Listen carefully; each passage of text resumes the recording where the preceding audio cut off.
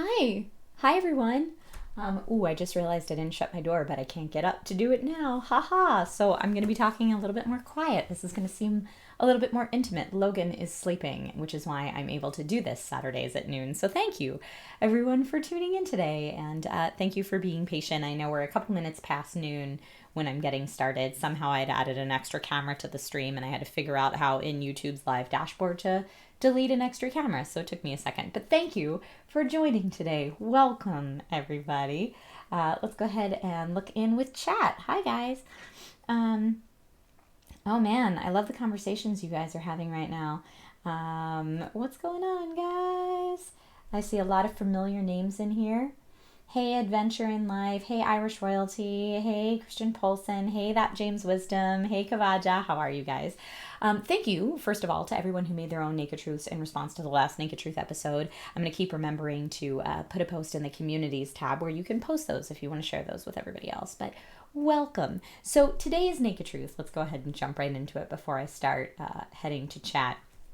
Today's Naked Truth, I titled, YouTube is different now, because there's a lot of things that I feel like, a lot of topics that we talk about. Is Twitch better than YouTube? How do people feel about Patreon? Is YouTuber still a viable career?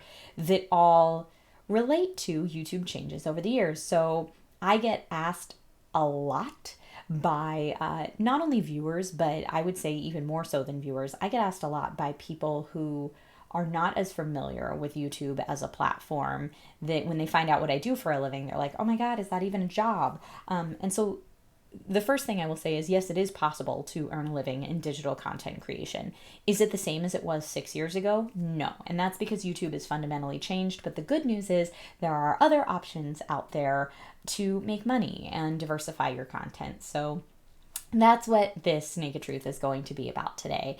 And let's just, I titled this YouTube is different. So let's talk about how it was before, in the before times. So 6 years ago when I started this channel, crazy, I had only used YouTube as a platform for hosting content that I needed other people to see. So my acting reel when I first moved out here to Los Angeles, my hosting reel, and I just used this as a place to host video and share it with other people. And I know from speaking with Joe Beretta that that's kind of how Barretts and Beretta started. They made funny videos and wanted to share them with people that they knew, like family and friends. So this was just a content hosting platform.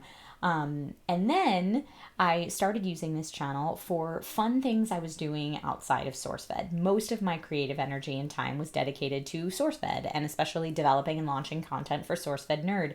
And I didn't want this channel to be anything that competed with that, so I just kind of made it like fun vloggy lifestyle stuff. I did a video on an airsoft trip for a zombie survival camp. I did a video on building a snowman in Central Park. I did a video on going camping with my family. And I think in that first year, those might have been the only 3 videos I made in that time.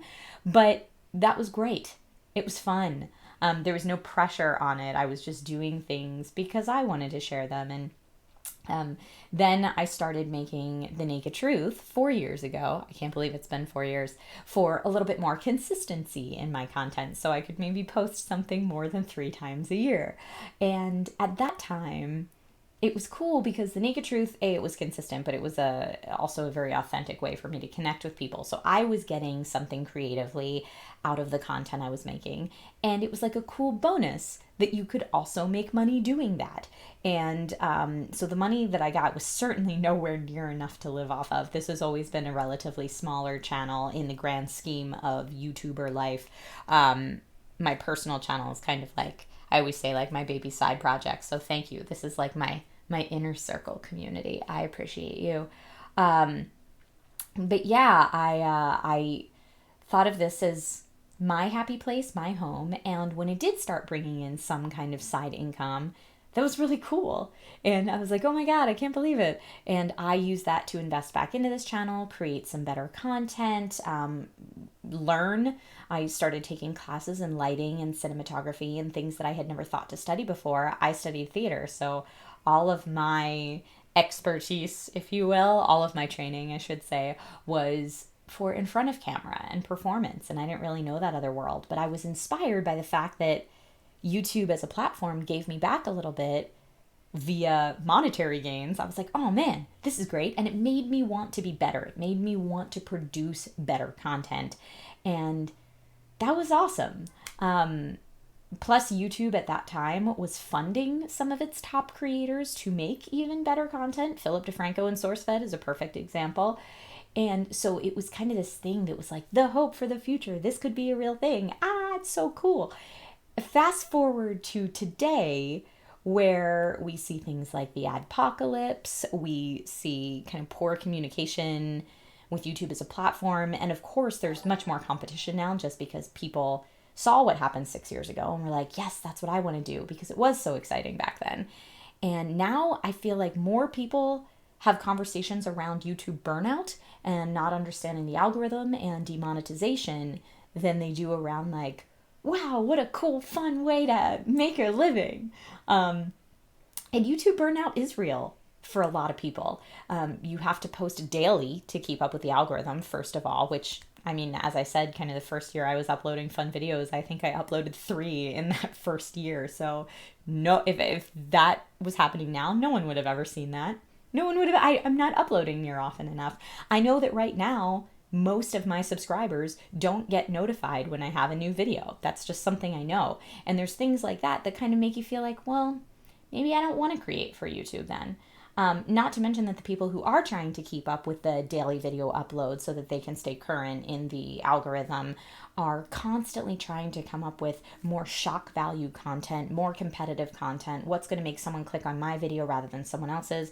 And that's how we've seen some of the not so cool things happen, like the Logan Paul situation, where people feel this constant pressure to do more for the clicks, do more for the views, and they're not able to keep that high level of content quality, or they're not able to keep up with their own values, or whatever it may be. For every content creator, it's different, because there's this pressure to keep up. And I feel like there are more conversations now around people that create YouTube videos but really feel like it's a job instead of it just being fun and then also gave money as a bonus. Now a lot of people feel like it's a job and they're frustrated because the amount of money that you can make on YouTube now is substantially less than what you could 6 years ago. And obviously it's cool that YouTube pays people at all. Rip93 Ford gave a $5 super chat, says thank you, and says you're different now. Boom, roasted. I am totally different now. If I hadn't changed in 6 years, I would be a little suspect of me, guys. No, I love who I am now, especially compared to who I was then. Not that I don't like who I was then, but I like the way that I've grown and changed, and probably YouTube likes the way that it's grown and changed too. I'm just telling you what my experience has been, and with other content creators that I talk to on a pretty recent basis. Let's see, Jaguar Lady 1 says, exactly, I know a few small-time YouTubers that were able to make a little extra cash, but now aren't able to because they changed everything. Yeah, so it's different now, and I feel like a lot of those changes aren't necessarily communicated, or sometimes they're totally out of left field, like YouTube stories, which I just got a notification yesterday or the day before that's like, you qualify for YouTube stories now, which is just like Instagram and Facebook stories, but for YouTube. And I feel like, thank you Debotherer for subscribing, heyo. I feel like which YouTube creator was like, you know what I really need on YouTube? The opportunity to make more videos. I feel like most YouTube creators right now are struggling to keep up, let alone looking for another way to post videos. Like, I already have a way to post videos. Why are you giving me a different way to post videos?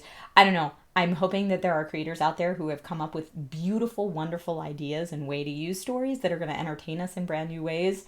For me, it seems a little bit of a big question mark, and a little bit out of left field when so many YouTubers are like, please fix things that made this platform awesome before, and they're doing stories. But anyway, there are some ways that I feel like YouTube is getting better. So it may seem like I've been very down on YouTube in this vlog, but there are some ways that it's getting better. I do feel like they're listening to what's working on other platforms. Like, for example, doing more with live, which is why I'm doing Naked Truth 2.0 live now. To be perfectly honest, I enjoy creating content. Thanks for the sub, Allie. I enjoy creating content that's live on Twitch, and I've really found a home and a community there, and I get that same feeling that I had in the beginning of YouTube of like, ooh, I like creating here. And YouTube has taken a lot of things that Twitch has traditionally done very well and moved those over. Now YouTube is enabling channel memberships and super chats, which I feel like are kind of direct copycats from Twitch, but that's okay because they're copycats of things that are working well. Thanks for the sub. It's a little sub train going on. You guys rock. And I specifically know a certain content creator, and I don't want to call him out just because it's not my business to reveal how he conducts his business, but he has never been doing better on YouTube. Granted, I think he only started 2 or 3 years ago, but since he was able to start using channel memberships and super chats, he said he's earning 3 times now what he was earning on just AdSense alone. So there are some things that YouTube is doing that's really great. And I think that the top 1% that's in whatever that top ad share revenue is, where they make more than everybody else, they're probably doing just fine as well, just off AdSense. JN Dogs gave a $5 super chat, thank you so much, and said, not related to the current topic, but have you played the Banner Saga 3? And if you have, do you like it? I have played the Banner Saga 3, and I like it very much. I got to play through it before I did the tabletop RPG version on Hyper RPG. And I hope you, Logan and Nate, are doing well. Thank you so much. We are doing well. Thank you for that. Shout out to the Banner Saga 3 and the HyperX tabletop RPG version of it that I was in with Lasercorn and Andre Meadows and Steve Zaragoza. It was a lot of fun. If you didn't get a chance to see that and you like tabletop RPGs, go check it out. Nice little shout out for that. But I do think it is still possible to earn a living as a digital content creator. Now I feel like that's almost a more appropriate term than YouTuber. So I say that because that's the experience I've had. And what I mean by that is PewDiePie joked around that he's a hat salesman because he could make more money selling merchandise than he can on his YouTube AdSense. But you need to create and have a thriving YouTube channel in order to sell that merchandise. So still, any success that you have, whether it be from Patreon, whether it be from branded content deals, whether it be from influencer, social media marketing, which I hate the term influencer, but that's another topic for another day, social media marketing, social media consulting, producing or hosting from other channel, or producing or hosting for other channels, which I do a lot of right now. I'm really proud of the shows I'm doing with Newegg, Kingston, Geek and Sundry, Nerdist. It's however you make your money. A lot of times it all kind of comes back to YouTube. At least it does for me. Maybe that's because that's where I started. And you want to use YouTube as a platform to learn and grow and find out what types of content you like to produce and how to produce that content, and to keep in touch with your community and to keep putting out consistent content when you're in between other gigs that make your money. So for me, that's why I haven't started a Patreon, because I am able to make my living through all those different diversified things, whether it be brand deals, social media marketing, hosting or producing or writing for other networks, anything in the digital content world.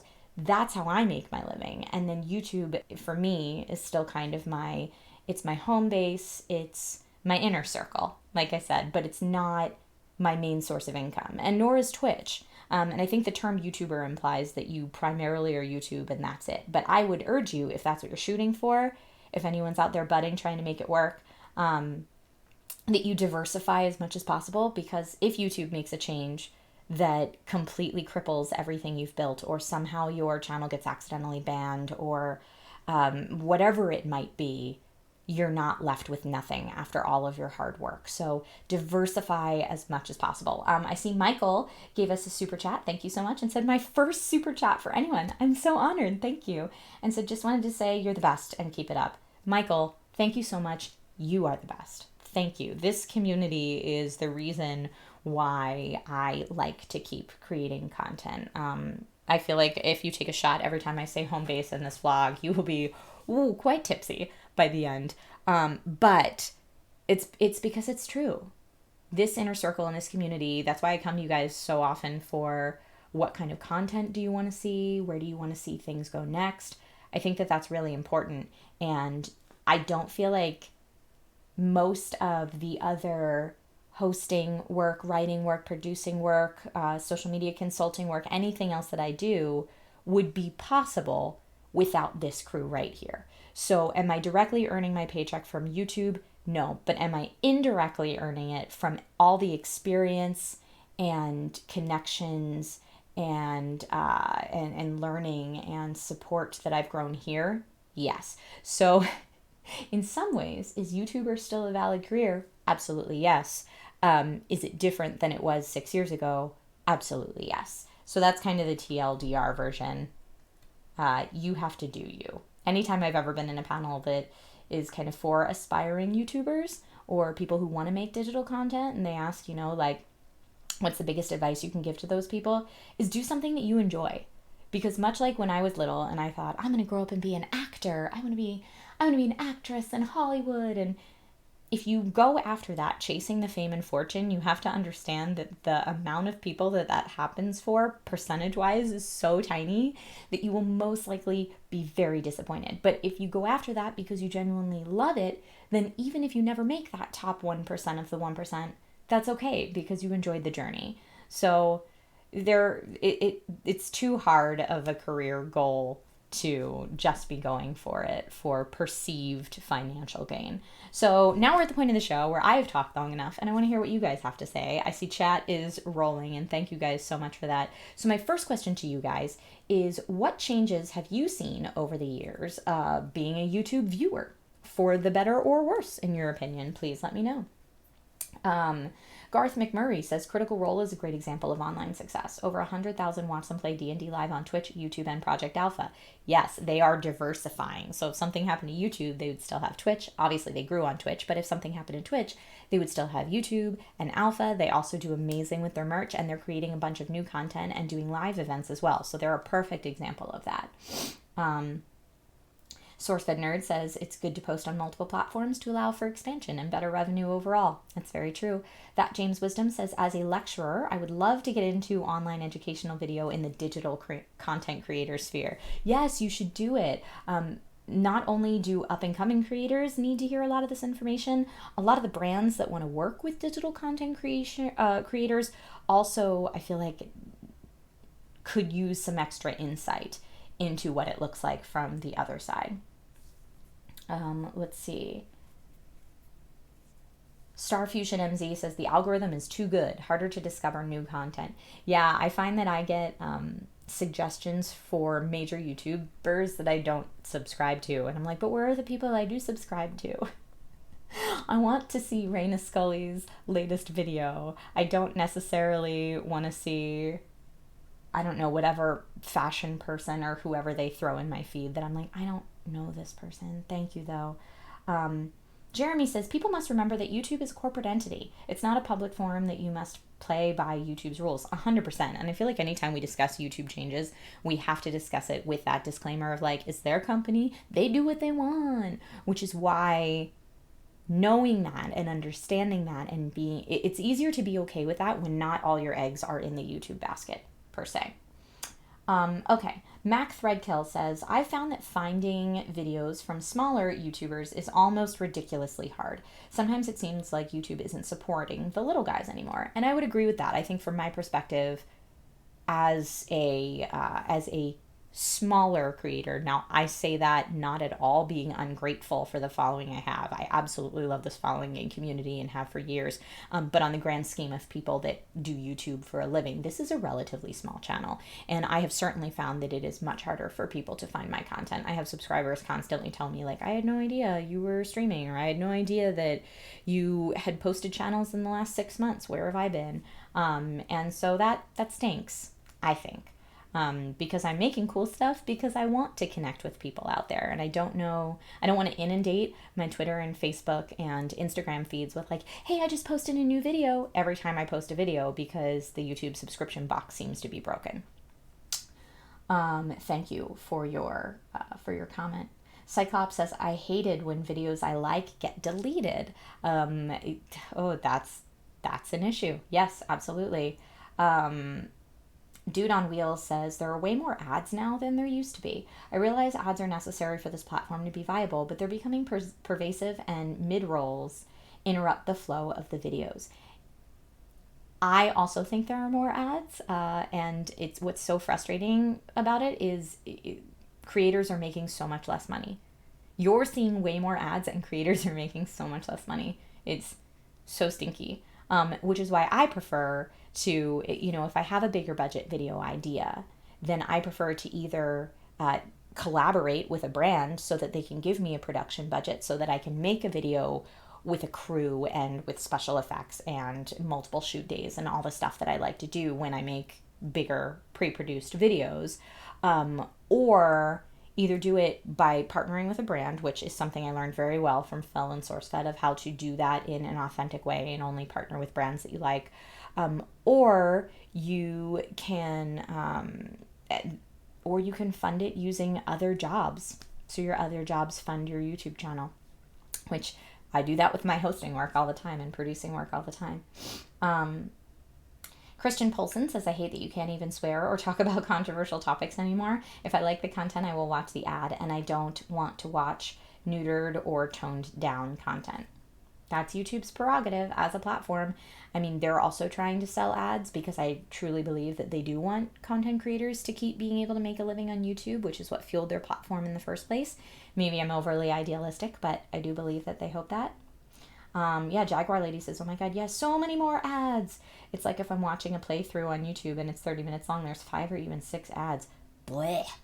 Bleh. I have a lot of friends that are also doing Patreon so that they don't have to run ads on their channel, which is great too. So I'm interested from your opinion, and I know I've asked this question before, but I always like to get updated feedback. Do you prefer giving to a creator through something like Patreon and not having to worry about ads, or having a content creator partner with brands that they feel are truly authentic, and then you not having to pay out of pocket at all, but then every now and then you have to watch a piece of branded content? So let me know how you guys feel about that. I know in the past people have said, I don't really care either way as long as it's true to the creator, but let's hear about it. Pre-73, I'm so sorry. I'm laughing because your comment's funny. Says, mentioned this above, but after watching the first live Naked Truth video on the female anatomy, I got recommended a lot of bra try-on videos. I think the YouTube algorithm is totally inaccurate these days. I'm so sorry. It's funny, but I'm so sorry that that happened to your YouTube suggestions, because obviously watching a Naked Truth, which the YouTube algorithm has no idea what to do with. I think they still think this is like the most scandalous show on YouTube, even though it's probably one of the most wholesome. I'm sorry about that.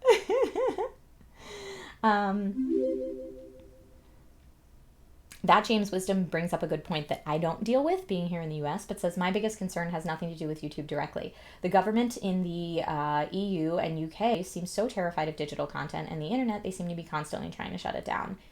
Very, very good point, and I would love to hear more about that. If you make a Naked Truth on that, please send it to me, James.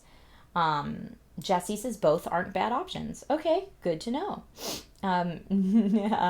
Nils Nyquist says, am I evil if I use ad blocker on YouTube? I honestly think most people do, if we'll be perfectly frank. Especially me having a more techie audience. I feel like most of my viewers probably do. Okay, we got a super chat from Fat Produce who says, what do you think about Google Hangouts shutting down in 2020? I wonder what will happen to Hangouts on Air. In my opinion, Hangouts on Air has been neglected for a long time. And I used to use it for my live Naked Truths. When I did live guest Naked Truths, that's what I would use.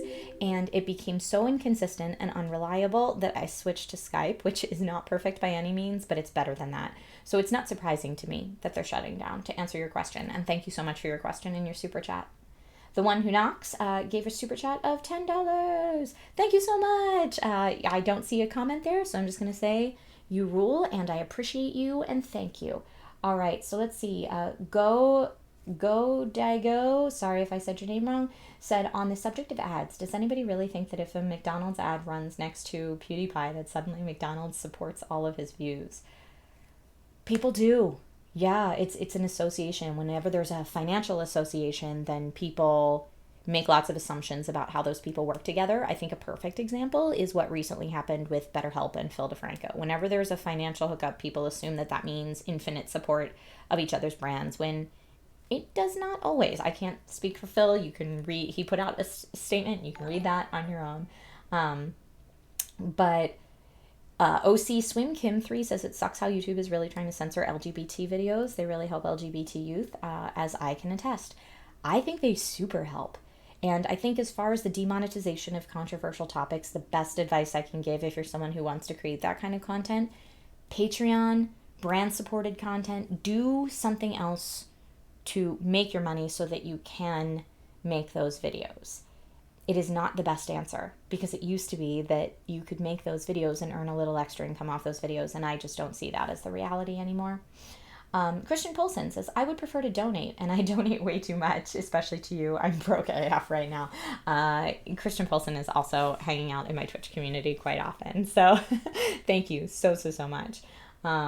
Nobody used Hangouts, says Jeremy. Yeah, that's true. That James Wisdom says, I'm fine with either. Very few channels I'm a Patreon of. Others I watch with ad block off just to support where I feel I want to. That's very cool. Thank you. Corvin Silver says, what I hate is that I have YouTube Premium and I have to use VPN because otherwise I still would need to watch ads. I have ad blocker in my browser, but on mobile that doesn't work. That is a very valid viewpoint. If you have YouTube Premium, that should be something that you don't have to deal with. T. Potrel says, I watch on a tablet, so ad block isn't an option. I don't mind an ad or two at the start of a vid, but it's really annoying when they pop up mid-video, especially when the volume is higher. I agree with that wholeheartedly. I do not mind sitting through a 15 or 30 second ad in the beginning of the video. And I actually really like when I see content creator friends of mine do branded content videos, because pretty much everyone I know is really good at doing branded content videos. And by that, I mean they only partner with brands that they believe in.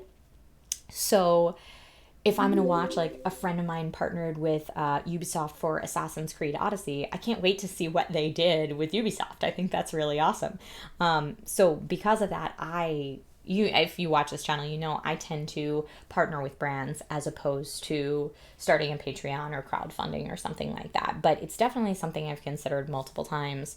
But I just like partnering with brands because I like getting to see what they're up to. In fact, this week on Monday, I leave on a flight for Hawaii because I'm partnering with Qualcomm. They're going to give me a device 3 days early that no one besides people that worked at Qualcomm has seen. I'm going to be the only one that has it for 3 days before it's even announced. And it's going to be announced in Hawaii, which is why I have to go to Hawaii. But I feel like that's such a cool opportunity. And just as a tech junkie and a tech head, I'm like, oh, that's so cool. Like, this is what's awesome about being a tech creator. So of course I'll make a video about that on this channel. And you'll see that little, like, this is a sponsored video or whatever pops into the side there to let you know that, like, Qualcomm provided me with the reference device, even though I will have to give it back. But yeah, I mean, I think that's really fun, but I know that there are some people that the second they see that disclaimer are like, rah, sellout, I hate it, please don't do that. So I always like hearing what you guys have to say. Let's see. Wes Stapley says, is there another platform worth using for YouTube creators like you who might get demonetized unfairly? I really like Twitch. And Twitch has now opened itself up, so it's not just video games anymore. It is, you can do creative, you can make all different types of content on Twitch. It is live, but they now have an ability for you to do pre-produced content and upload that on there as well. But I just feel like their monetization structure is not only more geared towards the creator, they are much more transparent about it. And they even, just the other day I was watching where all the Twitch staff rated a partner who just got partner status for the first time and hadn't even realized they had made Twitch partner. But they're very clear about, here's how you become an affiliate, here's how you become a partner. And they're very celebratory and congratulatory when you do that, much like it felt for me back in the day when you got those YouTube buttons. Now, like, even on this channel, when I qualified for my YouTube button that's right back there, I think it took them 4 or 5 months to send it out, which I get it. They're a big platform. There's a lot of people on there, but it feels more intimate on Twitch, and so that's why I've been preferring that. SourceFed Nerd gave a $5 super chat, thank you so much, and said, getting a job in something you enjoy is important. I just got a job out of college as a computer technician after my degree in digital forensics. Congratulations! That's so amazing. I love hearing about people that get jobs doing things they're passionate about, because if you're going to do something for 40 hours a week or maybe more, you might as well enjoy it. My dad always told me that when I was little. He was like, don't do something you hate, because 40 hours a week is most of your life, like most of your time that you're awake is your job. So definitely do something that you enjoy. Don't do something you hate. Oh, how miserable that would be. Daniel Casabon says, you have to go to Hawaii. Yes, I have to go to Hawaii. I'm bummed because I'm going to have to leave Nate and Logan for a week. Traveling is always a mixed bag for me now, because I don't like leaving little man. It's very sad for me, but I will Skype with him every night. And yeah, I'm sure that I will enjoy Hawaii. And I'm going with a bunch of other tech reporter friends that I have. So it's going to be really fun. I'm really excited. Wes said, thank you for answering my question. Absolutely. Thank you for asking the question. Todd Bergman says, super jealous of the tech toys you were getting to use, especially the Pixel 3. I know. I really want one of those. Thank you for bringing those reviews and product provided insights. Yes, so like, for example, that's great. Google offered to send me the Pixel 3, which I have right here. Yay, Pixel 3. And I've been using it and I've been testing it out. And there are things that I really like about it and things that I am bummed are missing on it. And I'm going to make a review that is my honest opinion because Google told me they could do that I could do that. But I am going to have to put a disclaimer in that Google gave me this phone. So technically, is it sponsored content? Yes. But again, am I super happy for the opportunity to do that? And will I always give my honest opinion no matter what? Absolutely. I think there's very few creators that will lie about a product or be misleading about a product because it's a sponsored video. At least out of the creator circle that I hang out in, no one would ever do that because your authenticity is everything. So you kind of negotiate that ahead of time. Sometimes you have to educate the brand a little bit about like, hey, I'm happy to make a video for you, but I'm going to do it in my voice, in my way. And if you're not okay with that, then please find someone else to partner with. Just a little behind the scenes of brand deals with creators.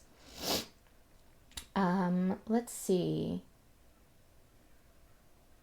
Neutralis says, I would love to be a big time streamer. I'm so self-conscious. I've actually found that producing live content has made me less self-conscious. Well, and certainly doing the Naked Truth has made me less self-conscious. But because it's live and there's no jump cuts and there's no editing all of your ums or incorrect grammar, or sometimes you say really stupid stuff that then later you have to tweet out, I'm sorry I said that. That was really dumb. But doing it live like that makes it so much more real, and it just makes you have to accept, this is who I am. This is who I am today, and that's okay. Which, as you guys know, is something I'm a huge fan of. Garth McMurray says, I love honesty with brand ads. Bill Burr loses some sponsors now and then because he makes fun of them. I don't watch Bill Burr, but I would never make fun of a brand that I've entered into a partnership with because I feel like that's like being like in high school, hey, you're my friend, you can sit at my lunch table, and then dissing them to other people. Maybe you should have just not invited them to your lunch table in the first place, maybe. But hey, you do you. Everybody runs their stuff differently. I see people talking about the phones they use. That's awesome. Okay, I do have one more question I wanted to ask everybody. Is there anything that you would like to see YouTube or digital creators do differently moving forward? Do you like, well, we kind of discussed Patreon versus branded spots already, but are there certain other platforms you're really digging? Would you like to see people do more honest brand spots? Would you like to see more people move over to Patreon? I know it's hard when everybody diversifies their content on different platforms because it's not as convenient as having one place to go to. So that's why I can tell you what my experience is from the creator perspective, and I would love to hear your perspective from the viewers.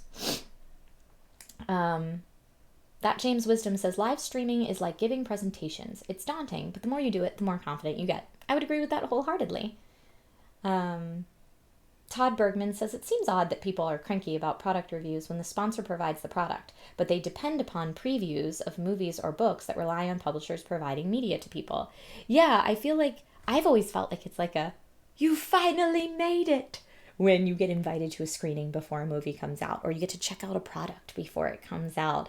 Like that's like a great pat on the back. You've made it to a certain point in your career where you can make that content, where you're allowed to make that content and invited to make that content. So like I said, for me, it's always very exciting. Jaguar Lady says, allow YouTubers to have more freedom on what they cover or what they say. I agree with that. And I feel as long as they aren't banning videos, they're just demonetizing them, then you can say that YouTube is still allowing creators to talk about those things. They just need to find different ways to monetize. Let's see. Tuck Silver says differently. Stop thinking like they invented broadcast media. Oh, okay. Interesting. I'll take it. Fat Produce says, I would love to see any one-to-one competitor with YouTube for sure. I think a lot of people are trying to do it. Facebook's trying to do it real hard right now, although I don't really care for their user interface, either from the back end as a creator or from the viewer perspective. Mixer is out there trying to do it. Twitch has opened up to more than just gaming. Like, a lot of people are trying to get in on that YouTube thing, but I don't know that one clear leader has in particular taken off from my perspective. If you have one that you think has, let me know.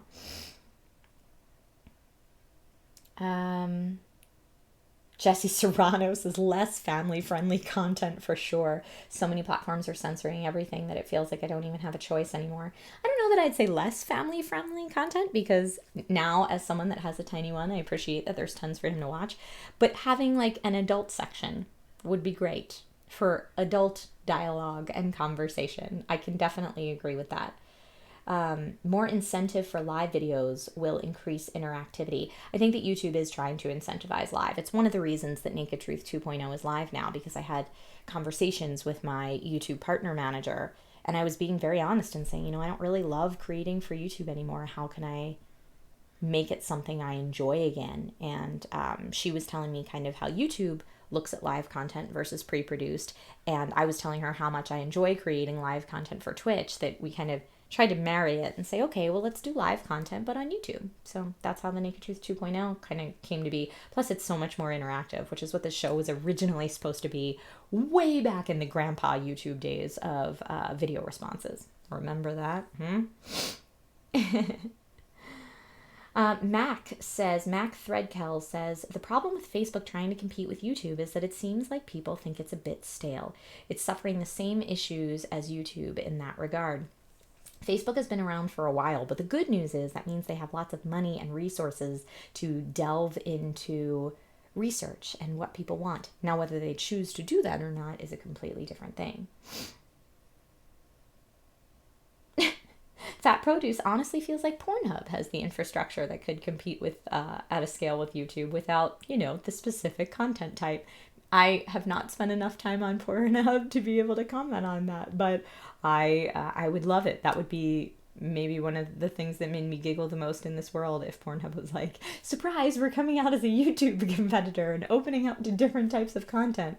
That would just make me giggle. I would like that.